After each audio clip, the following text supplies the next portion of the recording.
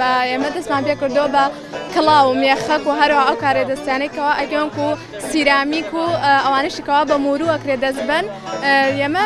کە هەڵساین بەم کارەکەەوە کردمان لەگەڵ ڕێکخراوی هاوکاری ئەڵمانی هەروە ڕێکخراوی خانزاد دەستخۆشییان لێگەن هەڵساوان بەم خولە کردیانەوە بۆ ئەوەی کارەکانمان بکەین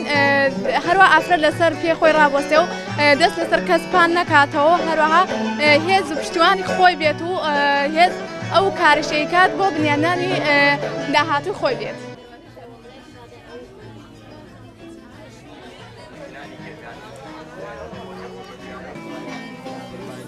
نیایە گروپی خانەقینی من لە دەستکاری بەشداری کردیم لەلای کار دەستیەیە لای قەریانی استفادای کرد لەلی 4 کەسی من ئەفروشی منەیش توێنی استفاده بکەن مەصروفی ماڵ دەرکێ من لە خانمانە زۆر استفادەکەن لەلی هەست نیمەیان یعنی دەخلی مەصروفی نییە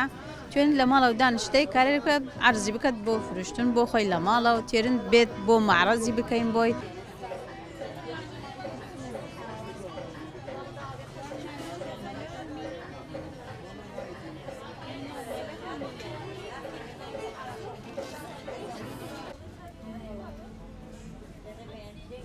ئێمە ڕێکخراوی خانزان بە هاوکاری ڕێکخراوی هاوکاری ئەڵمانی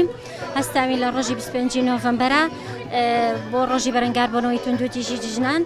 لە ناوچەی گەرمیان کە خولێکی یەکمانگیمان بەم خانمە جوانانە بینیوە کە توانیانیان بەهرە و تواناکانیان وە دەربخەن لەم خولەدا و هەروەها لەم ڕۆژەدا لە ڕۆژی 16 ڕۆژی بەرەنگاربوونەوەی توندوتیژی جژنان